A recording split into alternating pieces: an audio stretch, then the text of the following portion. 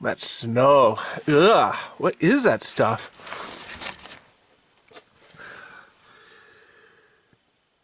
Two days ago, 60 degrees, and I was showering in the rain. Sock showering in the rain, in the winter shower. No, that's snow. Yeah, this is the winter storm that's hitting everybody. This video is finishing interior part 8. I had the windows open. Gotta take it out. 50. It's, I think probably about 34, 35 degrees outside. Doing a little bit of framing in this video. This is kind of 18-inch cabinet, eventually 18-inch cabinet, 18-inch cabinet, propane stove. Upper cabinets, water goes in, and eventually propane on-demand water heater in the upper cabinets. And then this was my original idea, but I'm thinking I'm not even gonna bother with it. There's a backflow and an expansion tank. If you do a backflow, you want an expansion tank on the heated side. But I'll have this. This is like my winter heating, wrapping that in copper. Don't worry what's going on over there. No one knows what's going on over there. That's just, you just wrap things in tinfoil and call it good. And that's what we're doing. Oh, in this video though, I am making those. Those are some little hanging brackets.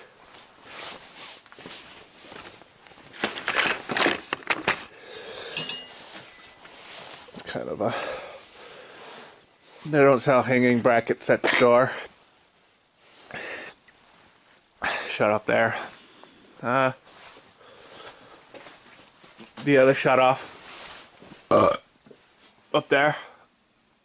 That last little bit coming out of the valve with a copper, sweated copper fitting.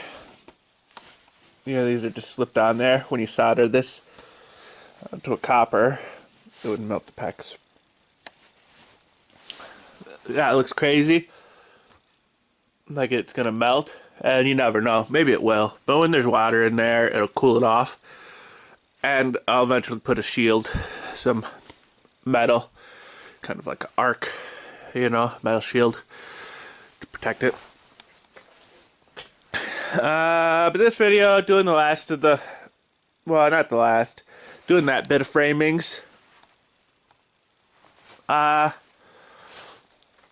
Making the brackets, hanging brackets. Kind of starting on the insulations. This is the old black plastic head covering my 2 stacks of cement and covering my tools. Back in this is open air slab. When I was doing the block work, getting rid of, I don't want that plastic just sitting around, and I would like to have something here, so using it here. It's not in perfect condition, but it's not in bad condition either. Good enough condition. Put it in the Polypros.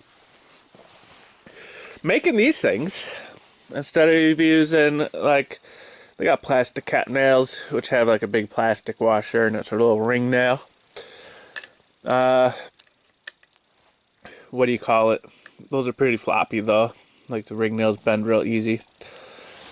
You're doing pretty long things, And I was thinking that there's really no use for those plastic cat nails other than this. So I'm not gonna, I wasn't gonna go to town to pick them up. If I had thought about it beforehand, maybe I would have got them. But it's kind of, I have metal sitting around, and I have nails sitting around, and I can just make what I need. So made these for putting in the things. That's an access patch panel to do my plumbings and electricals. If I ever need to run things, and I will need to run some electricals, do a turn into the electricals. Plastic and that. Now that it's got this backer, I can hang this insulation in there. I still have 6 sheets left.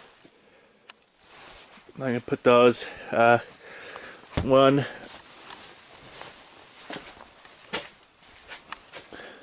2, 3, 4, 5, 6. So it's kind of the ceiling, that interior wall, and that interior wall will get a double layer. Building this out 1.5 inches. I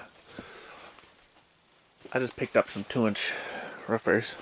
These are 1.5 inch roofers. Weren't quite long enough to go through 2 layers. Got some 2 inchers. You'll see there is no light switch and there is no light. Because it's going to be mounted. I figure I might as well mount it on the inside of all the insulation. So, kind of like doing it like this. I caulked it. Caulked the corners to seal it. It should be probably like a metal foil tape. But that's not going to happen, This is probably losing some R's. But if I really wanted to, I could take a piece of tinfoil off of my stovepipe and put it in my freezer. You just move tinfoil, manipulate the tinfoil into the different crevices, and it fills things. That's how you do constructions with tinfoils. This way I got a solid line of insulation, solid barrier.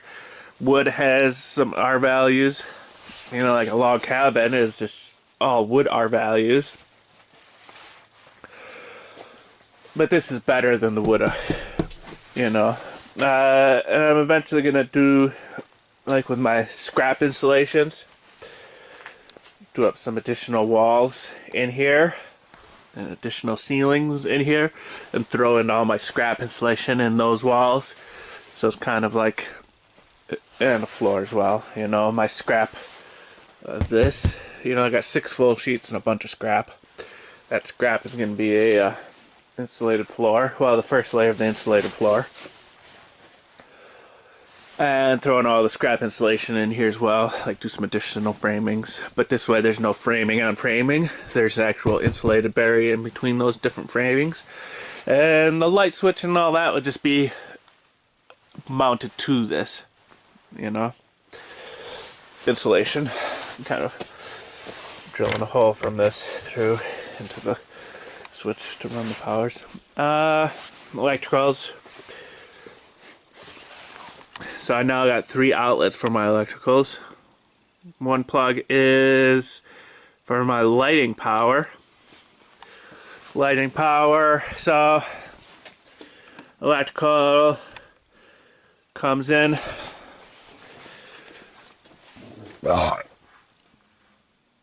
Through there. That's a raceway. That's 1.5 inch drain line. And that goes to the hole in the cinder block over there. A little raceway to the hole in the cinder block. A little extension cord. I could plug in that one for my lighting. So it goes to that one. This is the secret switch right here. And it's also a kind of bad electrical work. So it's a level of electrical beyond me. But I'm pretty sure, you got 4 holes. That means you can have 2 wires in this box. This box is so many cubic inches and it has enough room for 2 wires. Kind of how the dimensions of the drain line, have a capacity of how much water can flow through here. The size of the box has a capacity of how many wires you can safely jam into it, and this is, I think, I'm not too sure, but I'm pretty sure you're only supposed to use half of the holes that are in the thing. So this should have 2, not 4. So technically, this should be a double junction box, kind of like this. You see this. It's got 4 wires in it. well, outside the glare, 4 wires. But there's another 4 holes in the bottom, you know, so it's got 8 holes but only 4 wires. You know, that how a single should be used. You have 4 holes but only 2 wires going in. You know, 1 wire going in, that's your line, and then the load going out to the next box, you know. So not exactly proper, but you know, this is a dungeon panic room, you know. Is there really codes that apply to dungeon panic rooms? No. You know, this just couldn't be in a house. But this isn't a house. This is a dungeon panic room. And it's fine then, you know. It meets the dungeon panic room codes. You know, lighting power goes to there, and then from there it goes to here. From here it goes across, you know, for the exterior light. So this is a 3-way. This one's got regular 14.2 and then 14.3. It's a 3-way switch. And a regular switch. Let's switch to that one.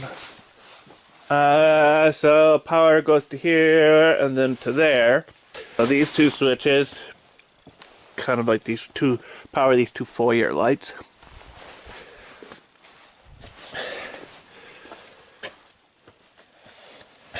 Has power coming in, which goes to that one, and this is gonna drill through once I get to my final insulation thicknesses.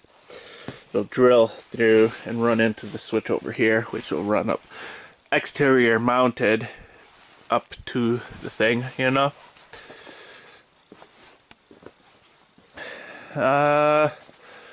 Then from here it'll kind of go around over to there for these switches. Power into here, power into there. That is the switch for that little back one. Switch for that one. Oh, and I'm gonna do a kitchen light too. I forgot. So I got another 50-foot 14.2 I'm gonna be putting in for a switch over here. This is gonna be over here for a kitchen light up there.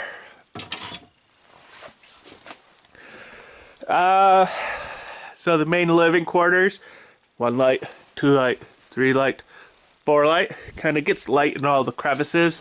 This one into that nook, this one into that nook, this one into this general area, that one into that general area, that one into that general area. But that's still 4 lights. These would be 13-watt bulbs, LED bulbs, you know, so they're pretty efficient. But still a waste of electricity, you know, like on a day like today, where it's cloudy. You know, it was cloudy yesterday, cloudy the day before, cloudy today. There's really no solar power. So just having a single light going, you know, like that light going, rather than all 4 lights going. Turn that one off. This single light going, you know. 1 light is a lot more efficient than 4. 4 times as efficient. Another outlet goes the outlet power plug.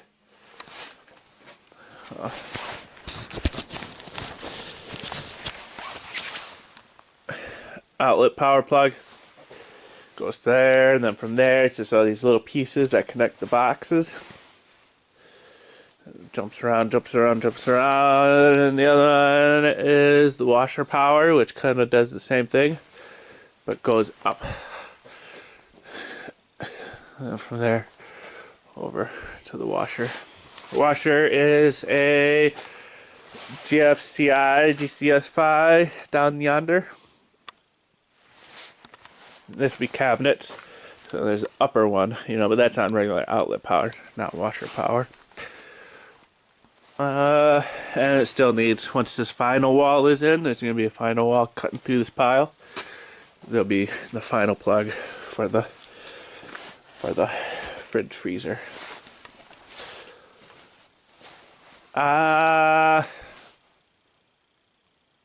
Wow, I need to look into what a water heater.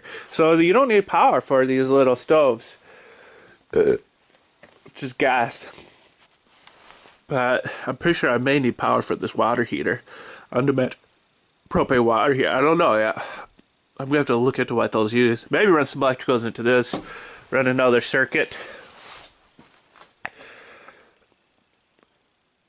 Yeah, probably a whole nother line just for this, so I don't, it's not drawing power when I'm not using it, and then when I do want it, I can turn it on, I just don't want a constant draw on power, because it's like, when it's like this, you may have like a full battery bank, I have so few batteries, it's kind of like 12 volts, it goes down to 10 volts, just minimal draw, stagnant draw, not using anything, just kind of applies naturally draw. Yeah, so that's this video. Doing a little bit of the electricals, a little bit of the framings, a little bit of the electricals, and a little bit of the insulatings. Doing a little bit of fabrications, those and the hanging brackets. Those. So I was pointing to. And I'm going to be putting in this insulation and these bays as well. T-minus 15 seconds. This is Hidden Brain. I'm Shankar Vedantam. T-minus 10, 9, 8. On January 28, 1986, the Challenger spacecraft blasted off from Cape Canaveral. 1, and liftoff. Liftoff of the 25th Space Shuttle mission, and it has cleared the tower. Seconds after liftoff into a clear blue sky, something went wrong. Flight controllers here looking very carefully at the situation. Obviously a major malfunction. It was much more than a malfunction. It was a disaster. As millions of people watched in horror, trails of smoke and debris flew off in different directions. We have a report from the flight dynamics officer that the vehicle has exploded. The space shuttle blew up. Those words flashing across America today. The Challenger exploded this morning just after liftoff from Cape Canaveral. The crew of 7 now presumed dead.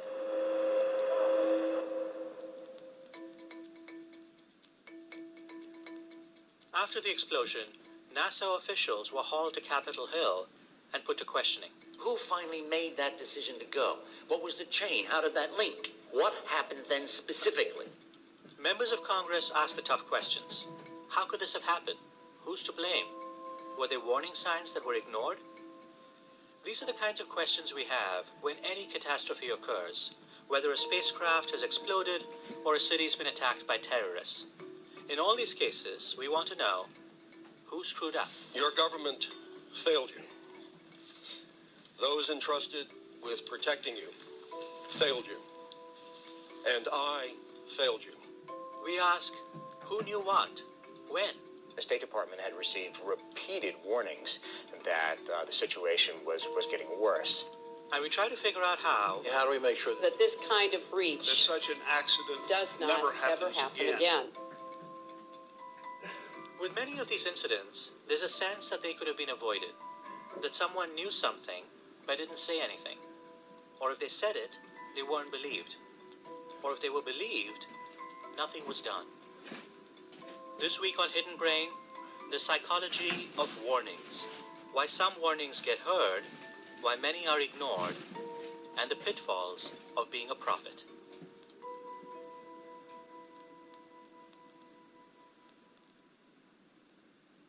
We begin this tale of warnings made and warnings ignored in the middle of Alaska.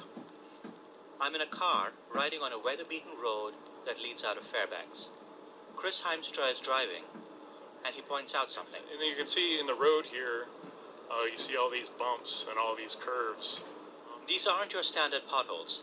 The state of the road is a sign of something far more significant. Beneath the pavement, the ground is disintegrating.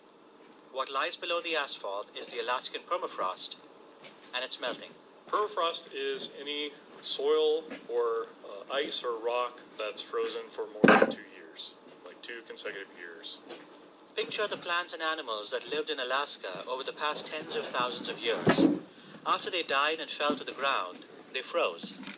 Permafrost is made up of layer upon layer of this organic frozen material. There's a place where you can see what's happening deep inside this permafrost. It's a tunnel that's hundreds of feet long. It's built into the side of an Alaskan hill. Chris is a research scientist at the Army Corps of Engineers. He works in the Cold Regions Research and Engineering Laboratory out of Fairbanks.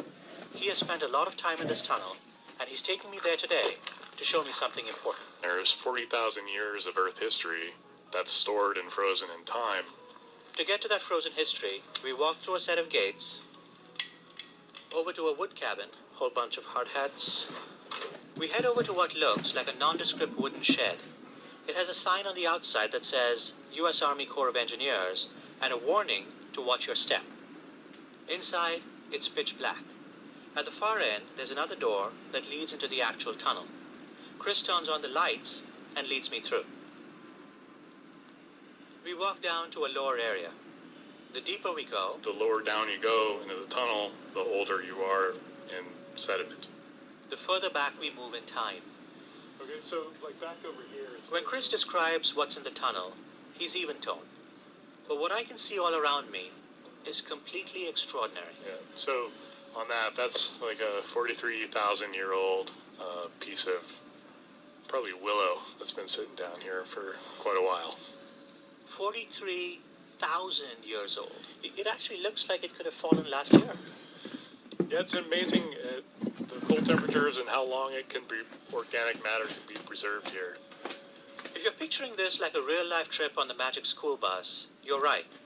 Except, there's one part of the experience that doesn't exactly fill me with wonder. Like the aroma is one thing that people notice right away. I was just going to ask you, is it just me or does this place stink? It's definitely got an unusual smell, and that's your organic matter that's coming back into the atmosphere. All around me, the decaying plants and animals smell like food gone bad in a freezer. The smell is unpleasant, but what it ought to be is terrifying. Something is happening here that has consequences for the entire planet. The organic matter trapped in the permafrost, fungi, plants, animals, it's thawing. As it thaws, it decays. And as it decays, it releases extraordinary amounts of carbon into the atmosphere. How much carbon? Scientists say the amount of carbon that's stored in the permafrost is about double of what's in the entire atmosphere. Let me say it again. Double. It's in the deep freeze. What happens if that temperature goes up, or for some reason it thaws a little bit more? What happens to that carbon? A place you don't necessarily want it is back in the atmosphere. We don't want it back in the atmosphere because carbon dioxide contributes to climate change. But a vicious cycle has already started. As the planet warms, the permafrost thaws. All those dead animals and plants and fungi start to decompose. More decomposition means more carbon released into the atmosphere, which means warmer temperatures, which means even more melting in the permafrost. What follows is disaster. The firestorm in Australia has burned an area as large as West Virginia. So it started raining and no big deal, and then we see the water going down the street start to get a little bit higher. At the rate global temperatures are rising, 60% of all the glaciers here in Xinjiang, nearly 11,000 glaciers, will be gone within 50 years. Chris doesn't need to turn on the news to see what rising temperatures are doing to the planet. When he's in the tunnel, he can see it right in front of his eyes. He can smell it. He's reminded of it every time he drives on the cracked pavement. And there's a feeling that he can't escape. It comes when he's at work, when he talks to strangers, even when he's in the comfort of his own car. That feeling is futility. He can see a catastrophe unfolding in front of him, but no one seems to be listening. Or people seem to be worried about the wrong things, like in a conversation he had earlier in the day. The claim was made that most of the CO2 in the atmosphere comes from volcanoes, which isn't the case. Who made the claim? It was somebody on the school field trip earlier today, and I pushed back against that politely. And it's hard because you got to be really. It's so hard to be you don't want to offend people. You don't want to, because making someone angry isn't going to change their mind at all. So you got to be really careful about how you wade into things, and you don't know this person necessarily, and there's not a familial tie. All we have really in common is that our kids go to the same school and they're in the same class. But it was a crucial piece of misinformation that wasn't true, and then so what do you just say like flat out like that's not true? I mean, that's going to shut everything down, and it's not going to help me in any way. It's just going to make somebody who thinks I'm a jerk. To Chris, it seems as if the pushback he gets is driven by a larger contempt that some people feel towards science and scientists. Like it's not relegated or limited to your work. It's a critique of you as a person, as if like you're just trying to lie to people about the work you do, which doesn't make any sense. I mean, your stock as a scientist is because of your honesty. If you're not honest as a scientist, your career is over. And it should be over. Chris feels invisible. He works in a remote place, 40 feet below the surface, in a part of the country that's unfamiliar to most Americans. A lot of them will never make it up here. A lot of them won't go into the permafrost tunnel. A lot of them won't go run up above the tunnel or throughout Alaska where permafrost exists, or even understand what it looks like, what it smells like. So how do you communicate that? How do you say, like, there's a value in you understanding what you don't currently understand? How do you get people to see that there's value in understanding what they don't understand?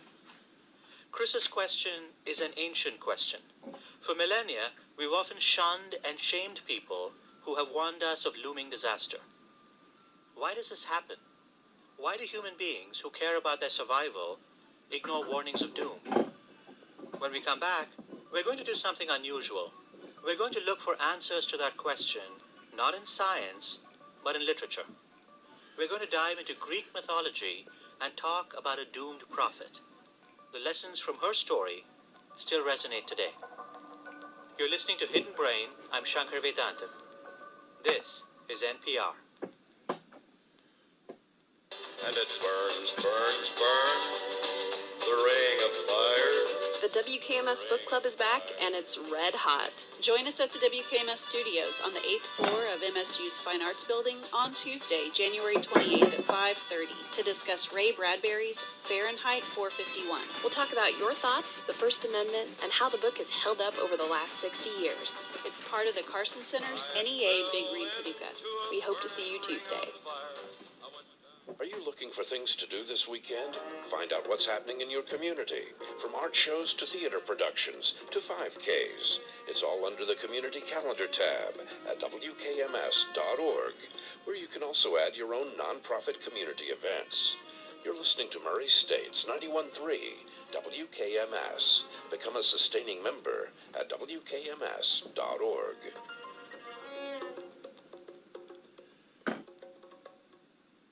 Support for NPR comes from this station and from CBS All Access. Patrick Stewart returns as Jean-Luc Picard in the CBS All Access original series Star Trek Picard, now streaming on CBS All Access. From Home Advisor, committed to helping homeowners find the right pros for their home projects.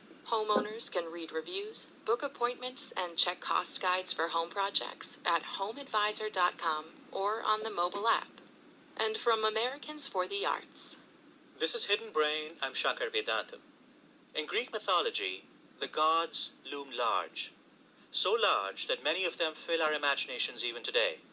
Zeus with his thunderbolts, Aphrodite, the goddess of love, Hades in charge of the underworld, Athena, goddess of wisdom. The gods of ancient Greece moved among humans. Some of those humans were themselves touched with divine powers. One of the most striking was the prophet Cassandra. Cassandra remains so memorable that her story has inspired movies, television, even campy pop music.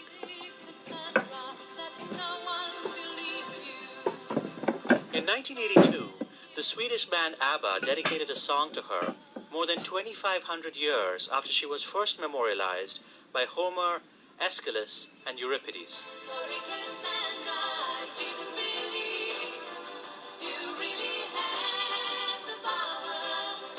This power that Cassandra had was incredible. Except there was one problem. No one believed her. It's not Cassandra's fault that she's not believed. This is Emily Wilson. I'm a professor of classical studies at the University of Pennsylvania. Emily is going to take us back to the legend of the Kingdom of Troy. She's going to help us understand what this ancient myth still has to teach us. Cassandra's father, Priam, was the king of Troy. It's safe to say that Cassandra didn't suffer from only child syndrome. Priam has, according to different accounts, either 50 or 100 children. She's one of the many children of Priam. Cassandra has a blessing that is really a curse. She can see the future, but no one will believe her. But even if you set aside the curse, it turns out she also did several things that made it less likely she would be believed. For one thing, her prophecies were opaque.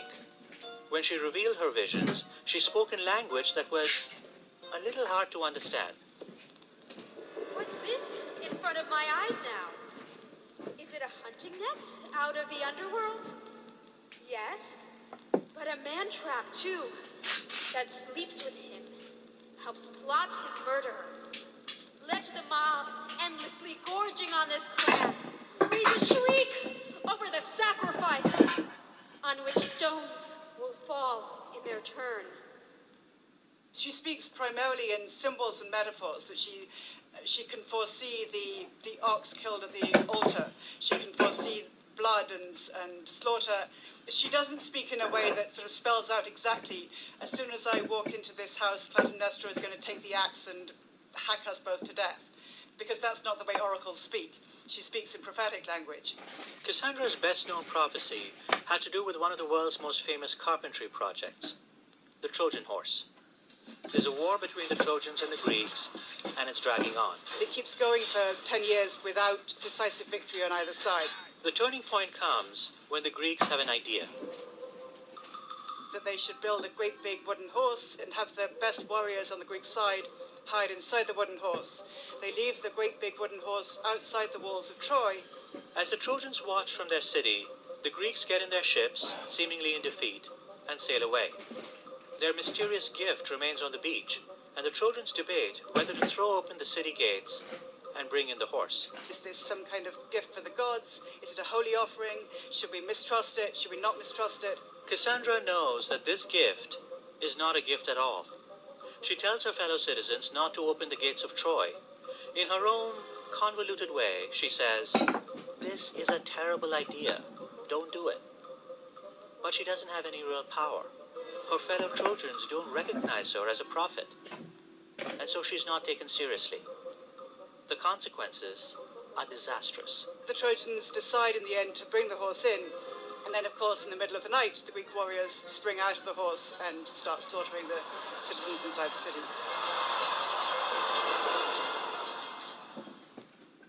You think that after Cassandra accurately predicts the fall of Troy, some people might start believing her. You'd be wrong. She makes another prediction that fails to gain any traction. As the city is burning and the women of Troy are forced to board Greek ships as slaves, all the prisoners are distraught, all except Cassandra, who seems weirdly happy. Her mother seems deeply concerned about her, worried for her, as one would be for a daughter who keeps saying crazy stuff, and who also seems to have this perverse idea that being taken into slavery could be a good thing. There's a reason why Cassandra has this oddly positive reaction. Whereas everyone else can only see what's right in front of them, she can see 2 steps ahead. She already knows something about her situation. She knows she's going to die, but so is her captor, the Greek general Agamemnon. Revenge is coming, even if it means her own death. Cassandra sees a gleam of hope in the fact that she knows Agamemnon's going to be murdered horribly. She can see that there's going to be bad things for the Greeks down the line. So, to recap, there are several things besides the curse that make Cassandra less likely to be believed. She speaks in cryptic language, doesn't have any formal authority, and is too far ahead of everyone else. There's one more thing. She asks too much of the people she warns. This happens when Agamemnon takes Cassandra back to Greece with him as a slave. They go to his home. Agamemnon doesn't know that during his absence, his wife Clytemnestra has started an affair. He doesn't know that Clytemnestra is not pleased to have him back, but she pretends to be happy. So she welcomes him into the house along with Cassandra as his human property. He goes first into the house, and then Cassandra pauses to give these prophecies, these riddling prophecies. Cassandra foresees his death and her own. Look at this! Look! Keep the bull away from the heifer! She's caught him in her dress, her engine on her black horse, striking! Into the basin he falls, where the water lies. He met his death in the bath. It lay in wait for him, I tell you. Or, to translate, Clytemnestra is about to hack her husband to death with an axe. Were Agamemnon to take Cassandra seriously, he would have to see that his life was in danger, that his wife despised him, that far from being a victorious warrior, he was walking into a death trap. To save his own life, he would have to change his entire outlook. He wants to think of himself as a strong, triumphant city sacker, and he's only going to process the information that confirms that belief about himself. And he's going to ignore all the signs, both from Clytemnestra and from Cassandra, that might suggest that reality is not the only reality, and in fact you're missing a whole lot of information here. Things play out just as Cassandra predicted. She caught him in her dress, her engine on her black horse, striking. Clytemnestra gives him a lovely bath, and she entraps him in a net as well, in order to make sure that if he struggles after the first blow, he won't get away. So she strikes him multiple times until he's good and dead, and also hacks the ground into him. This sounds like it was a particularly gruesome murder, but maybe I'm wrong. Maybe this is par for the course in Athenian fashion. Oh, I think it's part of the course, and it's much less gruesome than the death of Pentheus, say. There's usually some gory deaths, yeah. Why else would you go to the theatre? Now, of course, Cassandra was cursed. By definition, it didn't matter how persuasive she was. She was never going to be believed. But her failed attempts to warn those around her can give us insight into how warnings are heard, whether they're taken seriously, and when they're acted upon. So what does an effective Cassandra sound like? I speak loudly all the time because I'm kind of aggressive person, you know. Even though I'll be 70 next year. My wife said, "Will you please calm down?" She's been saying it for 43 years now, and it hasn't happened. The actual name of this Cassandra is Andrew Natsios. His moment of prophecy involved a life and death choice that affected hundreds of thousands of people. Before we get to that, we need to understand the formative moments in Andrew's career. In many ways, he was an unlikely hero. In the 1980s, he served in the Massachusetts House of Representatives. At a Republican National Committee meeting in 1988, he didn't exactly get the star treatment. Chair recognizes Nestids, Mr. Nestids from Maryland. Massachusetts. Natsios from Massachusetts. Natsios. Poor printing here, sorry. Before he got to his Cassandra moment, Andrew was brought in to salvage a boondoggle of a transportation project in Boston, the Big Dig. It redirected a massive highway into a tunnel under the city. Andrew came in several years into the project. At that point, it was a mess, with huge cost overruns. Andrew had two things going for him. He had experience leading big institutions, and he had his temperament.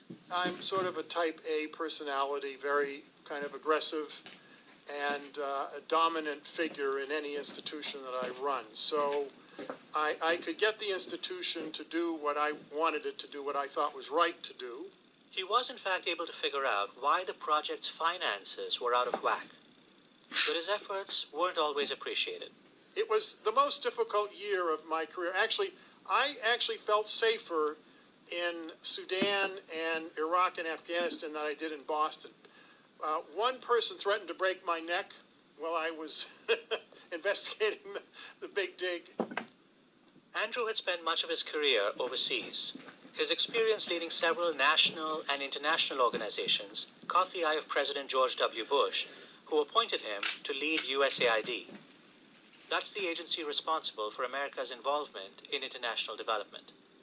It's here that Andrew had his Cassandra moment. In 2003, Andrew briefed top members of the Bush administration about escalating violence in Sudan. By that point, marauders were charging into villages, setting them on fire, sending civilians fleeing. They were known as the Janjaweed. They quickly took over a vast and dusty region on the edge of the Sahara, Darfur.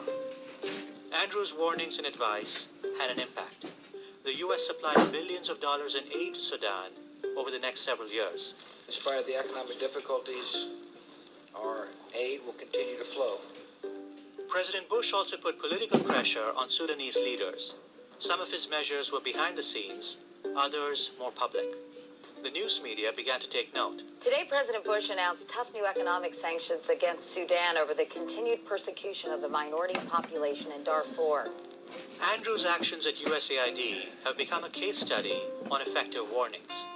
That's according to Christoph Mayer. I'm a professor of European and International Politics at King's College, London. Christoph has spent many years studying how warnings are made and which ones manage to break through the noise.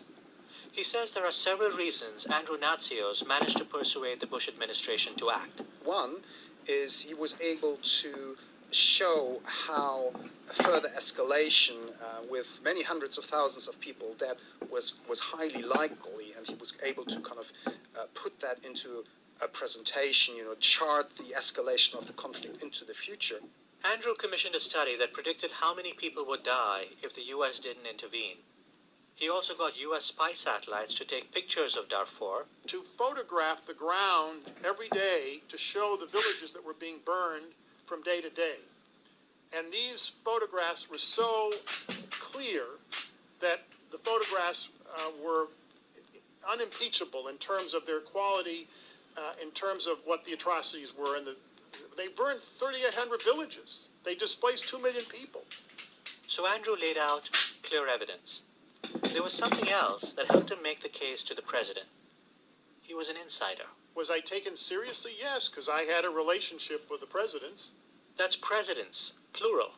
He had campaigned twice for George H.W. Bush, and he had worked on the George W. Bush campaign in 2000. He was not seen as one of these, do-gooders, one of these kind of liberal NGO types. Yes, he had a history in the NGO sector. He was an expert, but he had also a kind of a conservative pedigree. He had experience in the armed forces. He was seen as someone who understood that the president's time was precious and understood the preferences, and he was seen as kind of part of us. Besides his political credentials, Andrew was also an insider in another way. He was a Christian who'd spent years leading an international Christian NGO. He knew that George W. Bush's identity as a Christian was important to him, and important to his re-election chances in 2004. Christoph Mayer says Andrew laid out the political consequences of inaction in Darfur, where many of the civilians being attacked were Christian. He was able then to show how that kind of escalation would be politically relevant to the Bush administration at the time, how it would impact on the re-election chances, and how it would connect to Christian constituency in the U.S., which of course are one of the supporting constituencies of the Bush administration, because it was also Christians who were in Sudan were largely affected by this violence. Andrew implicitly understood a widespread psychological bias. We all tend to look more sympathetically at suffering when the people who are suffering have something in common with us. There's another part to this. Andrew was successful because he didn't ask President Bush to make a major U-turn. From the very beginning of his administration, the president had been interested in what was happening in Sudan. The first presidential review that the president ordered was on Sudan policy. Now, what came to be known as a genocide in Darfur did claim hundreds of thousands of lives. So it may be hard to see Andrew's warning as effective. And yet, if Andrew had not acted, Christoph says he believes things would have turned out worse. I think the Bush administration did act. It didn't act very early, but it did act politically to put pressure on the conflict parties. And they did act, I think, as soon as could be probably expected on the humanitarian front, therefore saving lives through humanitarian action and probably preventing the conflict from being even more disastrous than would have been otherwise. I couldn't have done that alone, but President Bush did it. And I have to say, I said in my book, I think he ended what could have been another Rwanda genocide.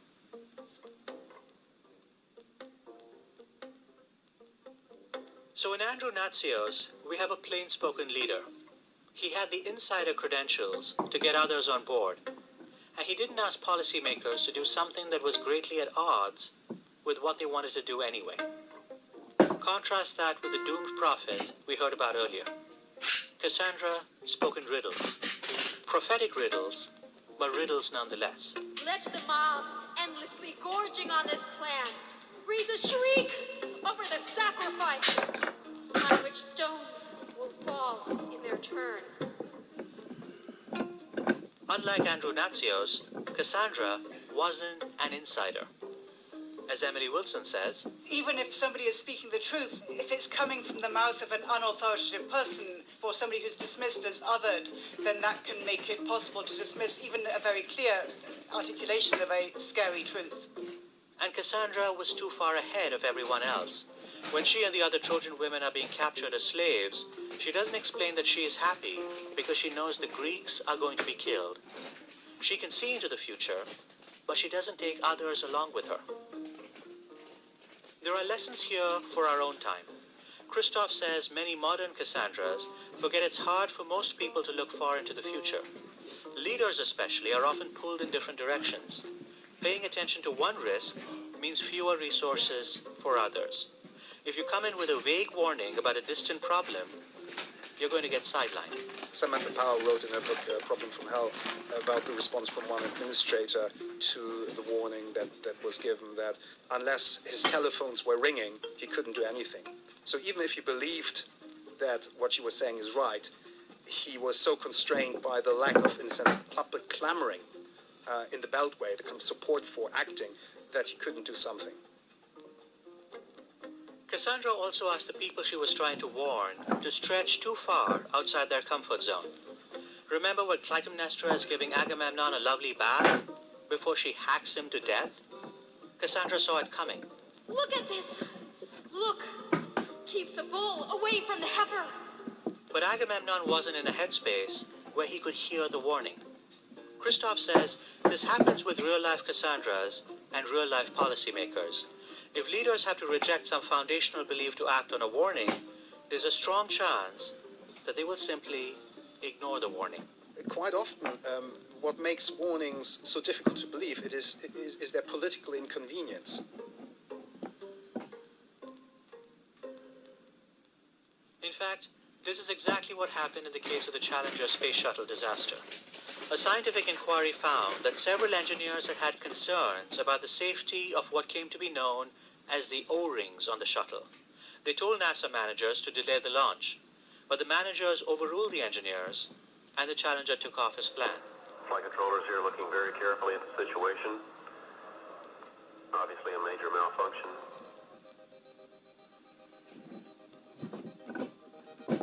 We've painted a picture of warnings that is at odds with the way most of us think about them. In the conventional telling, someone raises an alarm and everyone jumps up and does something about it. In reality, warnings are likely to be heard when they're made by someone who's part of our in-group, when the warning is so imminent that nearly everyone can see the danger, and when the solution doesn't require a radical shift in existing strategy. Unsurprisingly, this means that many warnings will go unheeded, and many Cassandras will be dismissed.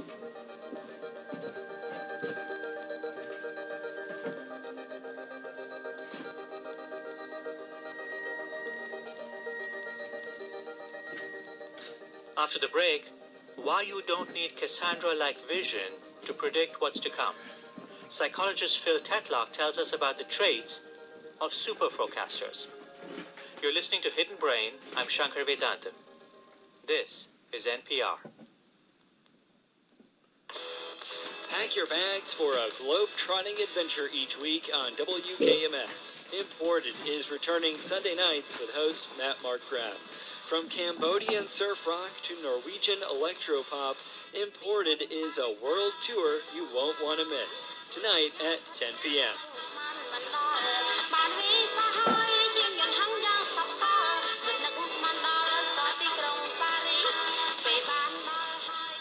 Support comes from Murray State University, offering a 100% online RN to BSN program.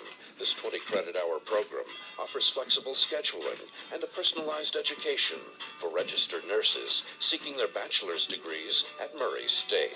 There's more information about applying at murraystate.edu/RN to BSN. You're listening to Murray State's 91.3 WKMS. Support for NPR comes from this station and from C3.ai. C3.ai software enables organizations to use artificial intelligence at enterprise scale, solving previously unsolvable business problems. Learn more at C3.ai. And from Viking, ships that dock in the heart of their destination with access to towns and cities along Europe's rivers. A small ship experience with a shore excursion included in every port. More at VikingCruises.com. This is Hidden Brain. I'm Shankar Vedantam.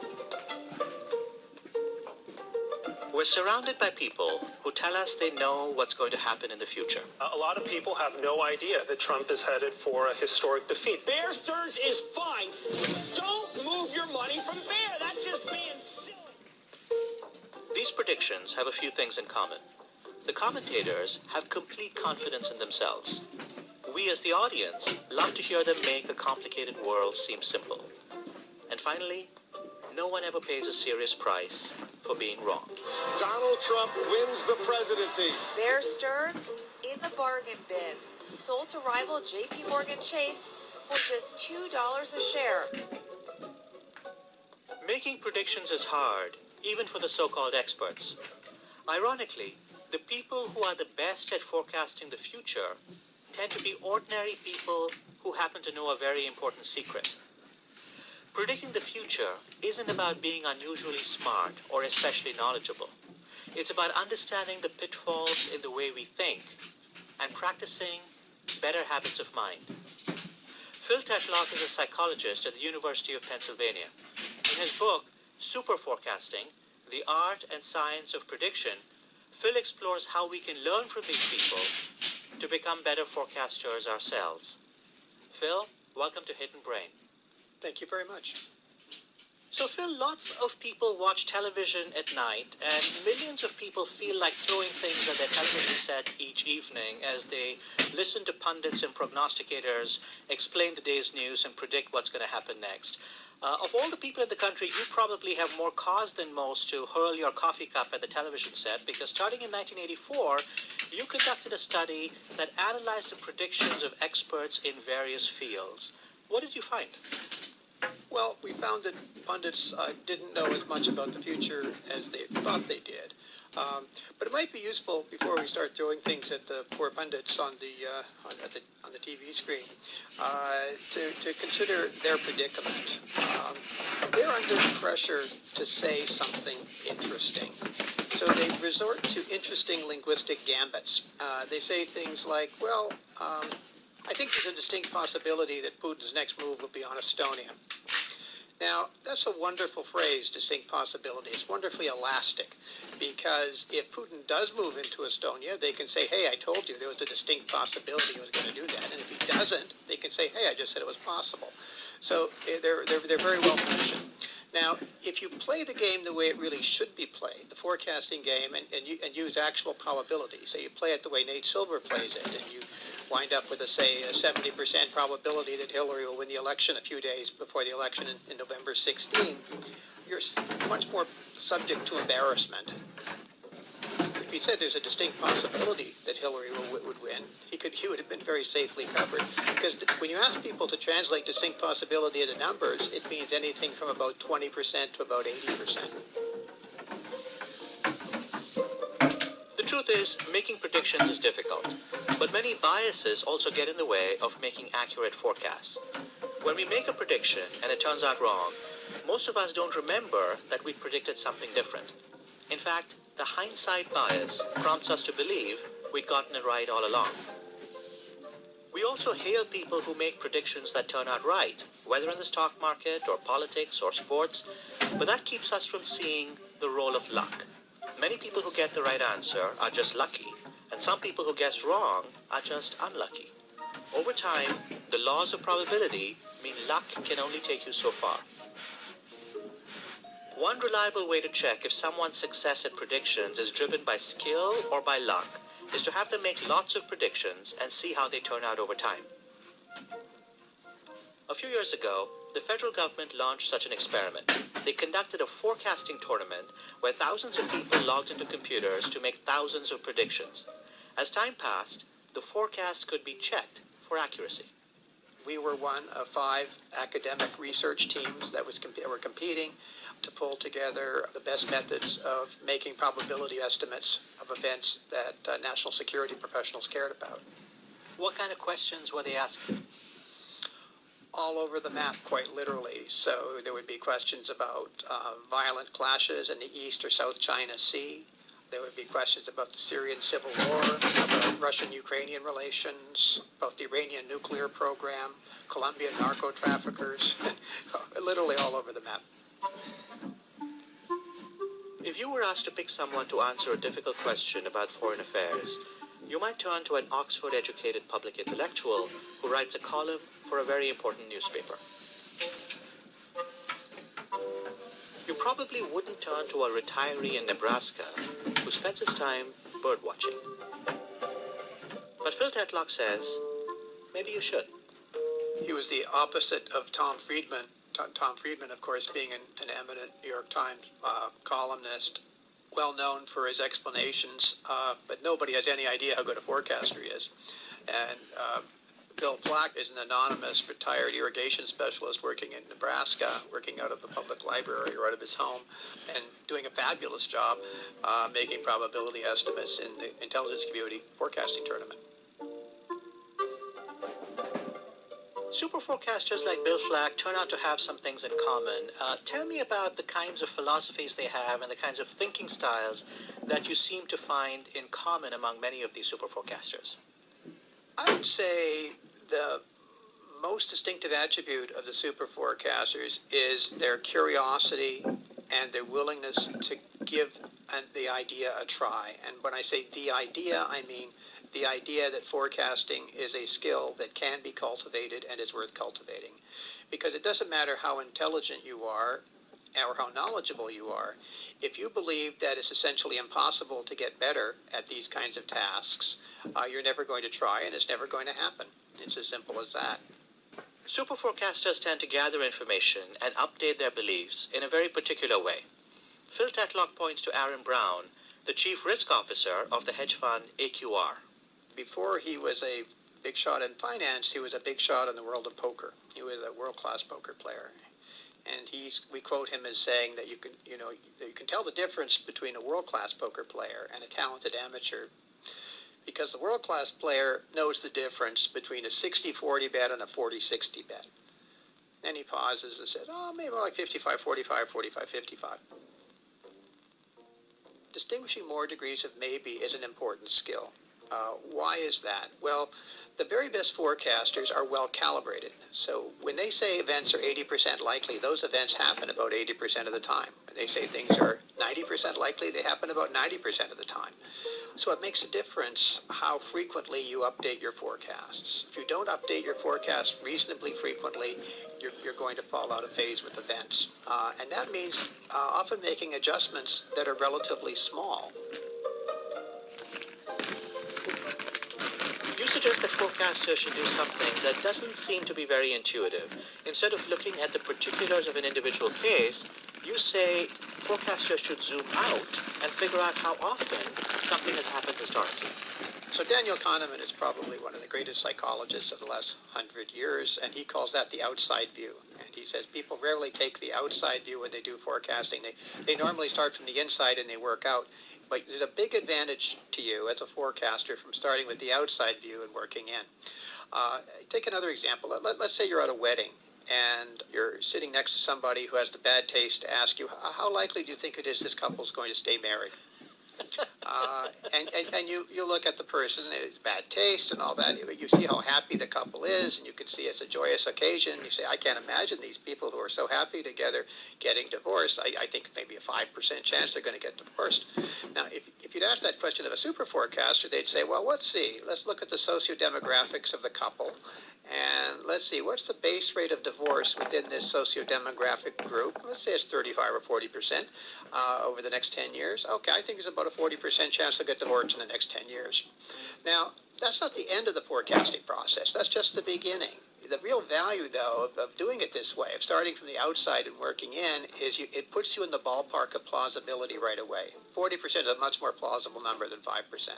Now, then you could start adjusting the 40%. So if you discover things about the couple that suggest they really are deeply bonded to each other, and they've known each other a long time, and they really understand each other, and they've done great things for each other, you're going to lower your probability. If you discover that the husband is a sociopathic philanderer, you're going to raise the probability. Those are inside view sorts of pieces of data that would cause you to adjust. Or you might just see them having a small fight and say, well, okay, I'm going to move from 40 to 41%. And that's one of the interesting things about super forecasters. They do a lot of updating in response to relatively small events. And most of the news, most of the time, is what statisticians would call low diagnosticity news. It doesn't change things dramatically, but it does change things a little bit.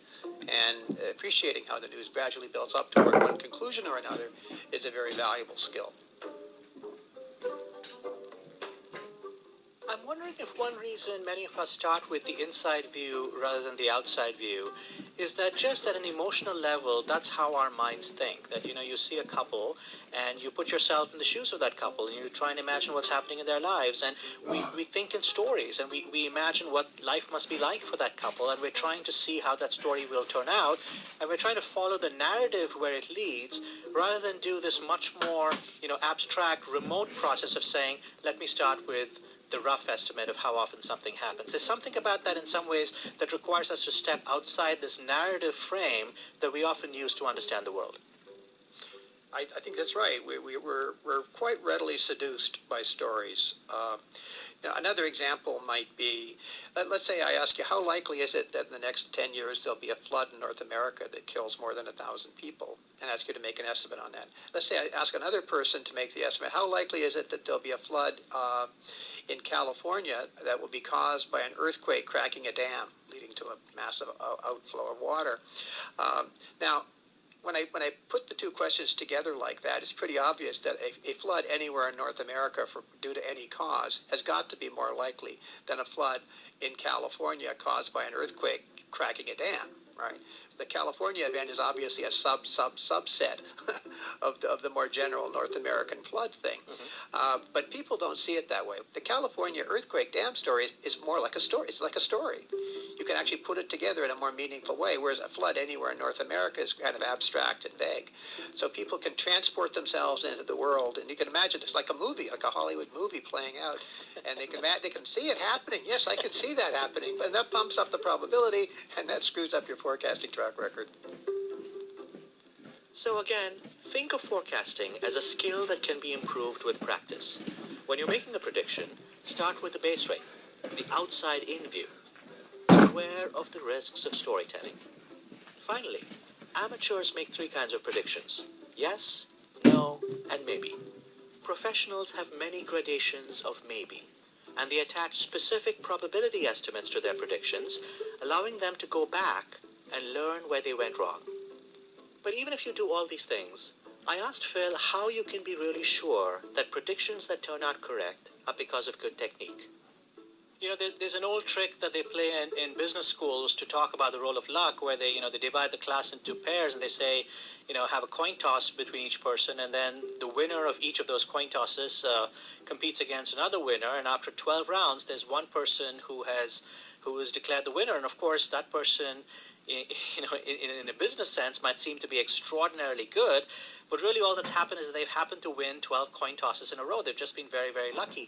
How do you distinguish between people who are lucky and people who are actually very good? Well, that is indeed the $64,000 question, and it comes up in finance too. I mean, there are some finance professors out there who would argue that the really famous super investors, Warren Buffett or Ray Dalio and people like that, are in some sense like coins that come up heads 20 or 30 or 40 times in a row. We have a lot of people competing in financial markets, and they're making a lot of predictions over long stretches of time. So you're going to expect some streaks, and when we get really streaky performance, we declare we found a genius. So the skeptics would say, well, Phil Tetlock is doing essentially the same thing here. He's anointing people who are essentially lucky. So we built in a lot of statistical checks, but you can never be 100% sure. One of the other critiques of Phil's work is that the kinds of questions that super forecasters are answering are not really the questions that people want answered. Most of us are interested in the big questions. Who's going to win the current standoff between the United States and Russia? Super forecasters tend to answer much more narrow questions. Is Russia going to invade Ukraine in the next 18 months? I think that's a very fair criticism of the first generation of forecasting tournaments, that we put all of our effort into improving forecasting accuracy. Now, I'm not going to say the questions that people were trying to answer were trivial, but could we have made the questions more relevant to deep policy questions? I think the answer is yes. I think we should be focusing as much on the insightfulness of the questions as the accuracy of the answers. I'm going to ask you one final question, and this is also, I think, a potential critique of super forecasting, but it comes in the form of a forecast that I'm going to make. The reason I think many of us make forecasts or look to prognosticators and pundits to make forecasts is that it gives us a feeling like we have a handle on the future. It gives us a sense of reassurance, and this is why liberals like to watch the pundits on MSNBC and conservatives like to watch the pundits on Fox. A more cautious style that sort of says, the chance that you're going to die from cancer is 65.3%. These estimates run up against a very powerful psychological impulse we have for certainty, that we actually want someone to hold our hand and tell us, you're not going to die. We don't want a probability estimate. We want actually an assurance that things are going to turn out the way we hope. So here's my last question for you. If someone advises people to do something that runs against their emotional need for well-being and reassurance, I'm going to forecast that advice, however well-intentioned, however accurate, is likely not going to be followed by most people. What do you make of my forecast, Phil? Well, I think there's a lot of truth to what you say. I would say this. I would say people would be better off if they were more honest with themselves about the functions that their beliefs serve. Do I believe this because it helps me get along with my friends or my boss, helps me fit in, helps me feel good about myself, or do I believe this because it really is the best synthesis of the best available evidence? But you're right. When people sit down in their living room and they're watching their favorite pundits, they're cheering for their team. It's a different kind of psychology. They're playing a different kind of game.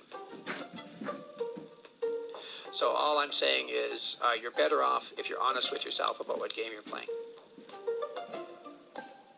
Psychologist Phil Tetlock is the author, along with Dan Gardner, of Super Forecasting, the art and science of prediction. Phil, thank you for joining me today on Hidden Brain. My pleasure. This week's episode was produced by Raina Cohen and Parth Shah and edited by Tara Boyle. Our team includes Jenny Schmidt, Laura Quirrell, and Thomas Liu. Our intern is Lushik Waba. Anya Grunman is NPR's Senior Vice President for Programming and Audience Development. For more Hidden Brain, you can find us on Facebook and Twitter. If you like today's show, please share it with a friend. I'm Shankar Vedantam. See you next week.